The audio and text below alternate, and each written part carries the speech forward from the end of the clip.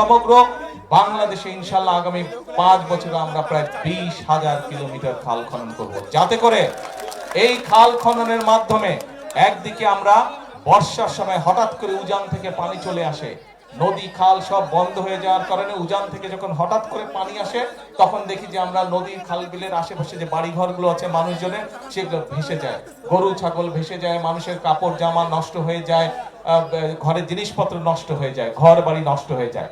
এইরকম সমস্যা যাতে না হয় আমরা চাই খাল খননের মাধ্যমে উজানের সময় বর্ষার সময় যে অতিরিক্ত পানিটা, সেই পানিটা আমরা ধরে রাখবো।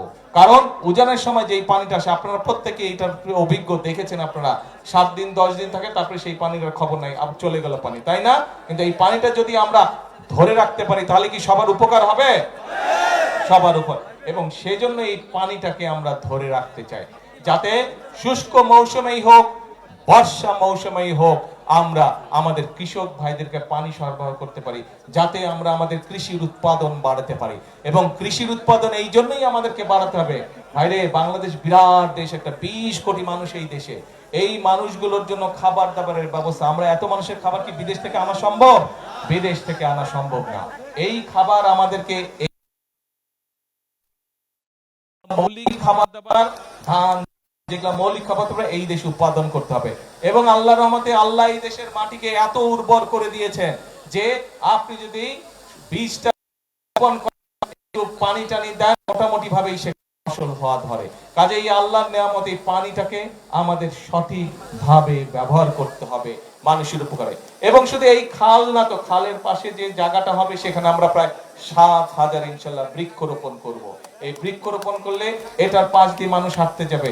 এই যে একটু আগে এমপি সাহেব, এই এমপি সাহেবকে চেনেন তো? আপনাদের এমপি সাহেবকে কি নাম কন্ত? মঞ্জু। হ্যাঁ, একটু আগে এমপি সাহেব এই যে মন্ত্রী সাহেবকে বলছে, দাঁড়ান না, আমি আপনার নাম বলছি, দাঁড়ান। হ্যাঁ দাঁড়ান।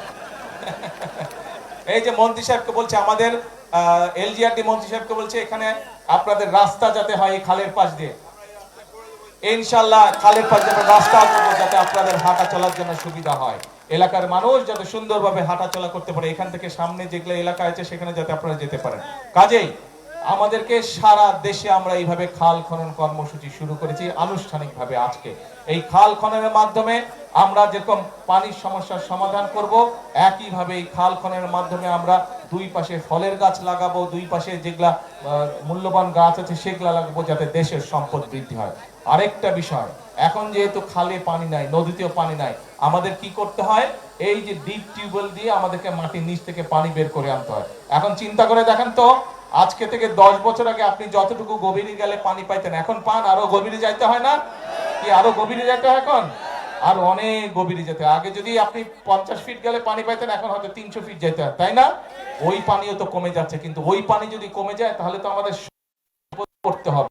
সেই জন্যই আমাদেরকে মাটির উপরে যেই পানি আছে, আমাদেরকে এখন চেষ্টা করতে হবে মাটির ভিতরে যেই পানিটা আছে সেই পানিটাকে রিজার্ভের মতন আমাদের রেখে দিতে হবে, যাতে ভবিষ্যৎ প্রজন্মদের জন্য যদি প্রয়োজন হয় তাদের যাতে কাজে ব্যবহার করা যায়।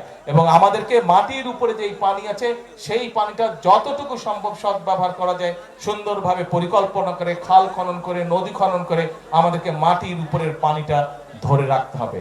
প্রিয় ভাই বোনেরা, আমরা এতকালে কৃষির কথা, আমরা কিন্তু আরো কতগুলো কথা বলেছিলাম নির্বাচনের আগে।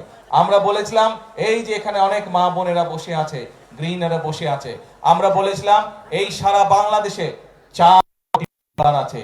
এই 4 কোটি পরিবারের মায়েদের কাছে, যাদের সংসার আছে তাদের কাছে আমরা ফ্যামিলি কার্ড পৌঁছে দিতে চাই। এবং সেই কাজটিও কিন্তু আমরা শুরু করেছি। আমি জানি এই এলাকার কোনো মা বোন এখনো ফ্যামিলি কার্ড পান নাই, তবে এতটুকু বলতে পারি ইনশাআল্লাহ আপনারা পাবেন। একটু সময় লাগছে, কারণ সরকারের কিছু নিয়ম কারণ আছে। পাইলট প্রজেক্ট প্রথমে শুরু করতে হয়। আমরা সেই পাইলট প্রজেক্টের কাজ শুরু করেছি, সেখানে আমরা 37,000 মায়ের কাছে, বোনের কাছে আমরা ফ্যামিলি কার্ড পৌঁছে দিয়েছি। ইনশাআল্লাহ আপনাদের চিন্তা করার কোনো কারণ নাই। এই এলাকার সহ পুরা দিনাজপুর, ঠাকুরগাঁও, পঞ্চগড়, সমগ্র এই রংপুর বিভাগের যত মায়েরা আছেন সবার কাছে ধীরে ধীরে আমরা ফ্যামিলি কার্ড পৌঁছে দেব। শুধু একটু সময়ের প্রয়োজন, মাত্র সরকারের বয়স হয়েছে 1 মাস, একটু সময়ের প্রয়োজন। আর একটা জিনিসও তো বুঝতে হবে, সবাই আপনারা বুঝেন যে এই যে মধ্যপ্রাচ্য শুরু হয়েছে, খবর সবাই রাখছেন না খবর? মধ্যপ্রাচ্যে আমাদের অনেক ভাইরা আছে ওখানে চাকরি বাকরি করে, তাদেরকে নিয়ে আমরা টেনশনে আছি যে কখন আল্লাহ না করুক কিছু যদি হয়ে যায় কারো। এর মধ্যে কয়েকজন সেখানে ক্ষতিগ্রস্ত হচ্ছে, তাদেরকে আমরা আনার ব্যবস্থা করেছি, কিন্তু সেই মানুষগুলোর কথা আমাদের চিন্তা করতে হবে। তো তারা তো আমাদেরই কারো না কারো পরিবারের সদস্য, তারা এই এলাকারও মানুষ হয়তো আছে সেখানে। তো এখন এই যে মধ্যপ্রাচ্য এই যুদ্ধ শুরু হওয়ার কারণে স্বাভাবিকভাবে এই দেশের অর্থনীতির উপরে একটু চাপ পড়েছে।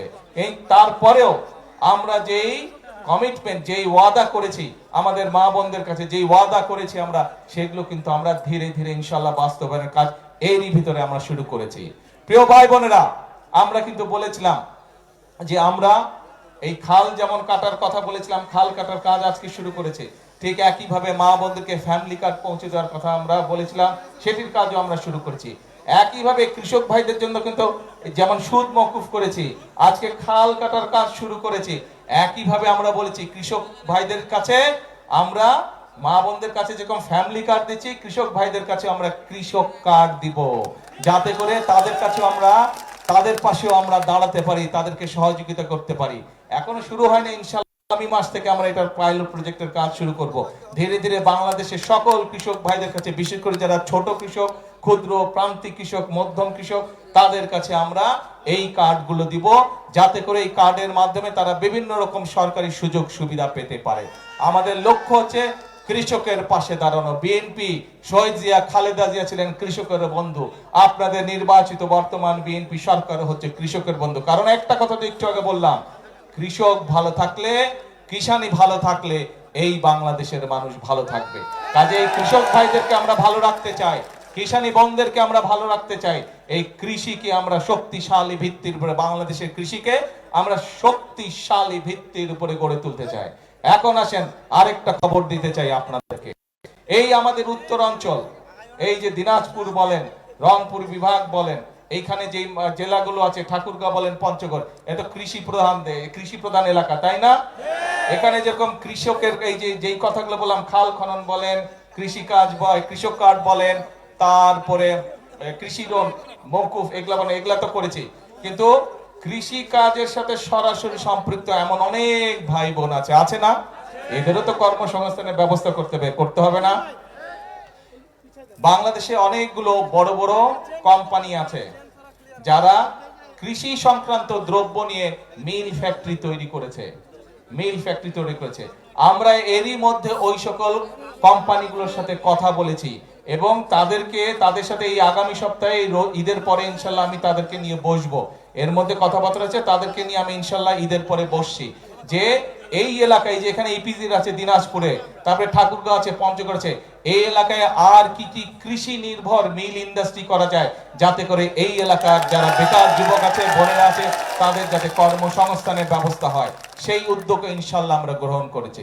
এখন প্রিয় ভাই বোনেরা, এই যে যেই কাজগুলোর কথা বললাম, এই কৃষক কার্ড বলেন, ফ্যামিলি কার্ড বলেন, খাল খনন বলেন, এই যে কৃষির সাথে সম্পর্কিত মিল ফ্যাক্টরি বলেন, এইগুলার পরিকল্পনা নিয়ে আমরা এইগুলা স্থাপন করব। এই কাজগুলো করলে কি আপনারা মনে করেন দেশে শান্তি আসবে? এই কাজগুলো করলে কি আপনারা মনে করেন মানুষের উপকার হবে? এই কাজগুলো করলে কি আপনারা মনে করেন মানুষের ভাগ্যের পরিবর্তন হবে? কি হবে? গরমে আসলে সকলে রোজা রেখে শুকায় গেছে গলা, তাই না? আমারও গলা শুকায় গেছে। এখন যাই হোক, ইনশাআল্লাহ একটু পরে ইফতার হবে, তখন বেশি করে পানি খেতে হবে। পানি কিন্তু সবাই বেশি করে খাবেন, আজকে অনেকক্ষণ রোদে ছিলেন আপনারা, ঠিক আছে? পানি বেশি খেতে হবে, নালে কিন্তু আবার কিডনিতে সমস্যা হবে, ঠিক আছে? ইফতার করে পানি বেশি খাবেন, যতটা খাবার খাবেন আজকে পানি বেশি খেতে হবে, কারণ এই রোদের তাপে শরীর থেকে পানি টেনে নিয়েছে। কাজগুলো করলে মানুষের ভাগ্যের পরিবর্তন হবে। এটাই হচ্ছে বিএনপির রাজনীতি, মানুষের ভাগ্যের পরিবর্তন করে। আজকে যে মাসে 5,000 টাকা কামাই করে, আমরা চাই তার আয় রুজিটা আগামী 2-4 বছরের মধ্যে যাতে 5 থেকে ইনশাল্লাহ 10,000 টাকায় পৌঁছে। আজকে যে 2,000 টাকা ইনকাম করে, আমরা চাই এমন পলিসি নিতে, আমরা চাই এমন পদক্ষেপ নিতে যার মাধ্যমে তার ইনকামটা ডবল হবে। যদি 2,000 হয়, 4-5,000 আগামী কয়েক মাসে বা 2-4 বছরের মধ্যে যাতে তার ইনকামটা ডবল হয়। এটাই হচ্ছে আমাদের রাজনীতির লক্ষ্য, এটাই হচ্ছে শহীদ জিয়ার রাজনীতি, এটাই হচ্ছে খালেদা জিয়ার রাজনীতি, এবং এটাই হচ্ছে আপনাদের নির্বাচিত বিএনপি সরকারের রাজনীতি। প্রিয় ভাই বোনরা, সেজন্যই কিন্তু আমি একটা কথা সব সময় বলেছি, নির্বাচনের সময় একটি কথা বলেছি, যে দেশটা আপনারা আছেন, আপনাদের হয়তো কেউ কেউ আমি জানি না আত্মীয় স্বজন নিশ্চয়ই আছে যারা বিদেশে আছে না এখানে নিশ্চয়ই অনেকে আছেন আত্মীয় স্বজন বিদেশে আছে। কার কার আত্মীয় স্বজন বিদেশে তুলেন তো, হাত তুলেন তো। এই যে অনেক মানুষের আত্মীয় স্বজন বিদেশে, আত্মীয় স্বজনের সাথে যখন কথা হয় ওরা বলে না বিদেশের দেশগুলো অনেক সুন্দর, বলে গল্প শুনুন না ওদের কাছে। ভাই ওদের দেশটা যদি সুন্দর হয়, ওকে জিন ভূতে এসে দেশ বানায় দিয়ে গেছে? ওদের দেশে, ওই দেশের মানুষই তো দেশ সুন্দর করেছে না? ওদের তো জিন এসে দেশ সুন্দর করে নেই, ওই দেশের মানুষই তো ওদের দেশকে গড়ে তুলেছে, তাই তো? ওরা পারলে তাহলে আমরা কেন পারবো না? আমরাও ইনশাল্লাহ পারবো। এই দেশের মানুষই ৭১ সালে যুদ্ধ করে এই দেশ স্বাধীন করেছিল। এই দেশের মানুষই সালে আন্দোলনের মাধ্যমে এই দেশের ছাত্র জনতা এই দেশ থেকে স্বৈরাচার বিদায় করেছিল। কাজেই এই দেশের মানুষই শহীদ জিয়ার সময় এই খাল খননের মাধ্যমে, পানি সরবরাহ বাড়ানোর মাধ্যমে এই দেশ থেকে খাদ্য উৎপাদন দ্বিগুণ করে দেশ থেকে বিদেশে খাদ্য রপ্তানি করেছিল। তাহলে এই দেশের মানুষ যদি এতগুলো কাজ করতে পারে, ইনশাআল্লাহ আপনারাই গড়ে তুলতে পারবেন আগামীর ভবিষ্যৎ বাংলাদেশ। শুধু আমাদেরকে পরিকল্পনা করতে হবে এবং আমাদেরকে সতর্ক সজাগ থাকতে হবে যে বিভিন্ন রকম কথাবার্তা বলে কারা দেশে বিশৃঙ্খলা তৈরি করতে চায় তাদের বিরুদ্ধে আমাদেরকে সজাগ থাকতে হবে। পারবেন? কে পারবেন? খেয়াল রাখতে হবে। অনেকে আছে মিষ্টি মিষ্টি কথা বলে কিন্তু বিভ্রান্ত করতে চায়, কিন্তু আমাদের রাজনীতি হচ্ছে কৃষকের উপকার করা, আমাদের রাজনীতি হচ্ছে মা বোনদেরকে স্বাবলম্বী করে তোলা, আমাদের রাজনীতি হচ্ছে এলাকার মানুষ, দেশের মানুষ, গ্রামের মানুষ কিভাবে ভালো চিকিৎসা পেতে পারে সেই ব্যবস্থা গড়ে তোলা। আমাদের রাজনীতি হচ্ছে আমাদের সন্তানেরা, ভবিষ্যৎ প্রজন্মেরা কিভাবে লেখাপড়া করে মানুষ হতে পারে, সেটি হচ্ছে আমাদের রাজনীতি। আমাদের রাজনীতি হচ্ছে কি করে মানুষের কর্মসংস্থানের ব্যবস্থা করব, সেটি কৃষিতে হোক, সেটি শিল্পে হোক, সেই ব্যবস্থা গড়ে তোলা। কিন্তু এই কাজগুলো যদি করতে হয়, আমি কিন্তু একা পারবো না। কাকে লাগবে সাথে? কাকে লাগবে? জনগণকে সাথে লাগবে। নির্বাচনে যেমন আপনারা ধানের শীষের সাথে ছিলেন, নির্বাচনের সময় যেমন আপনারা আমাদেরকে সমর্থন দিয়েছেন, এখনো কিন্তু আপনাদের সমর্থন ছাড়া কিন্তু আমরা এই কাজগুলো করতে পারবো না।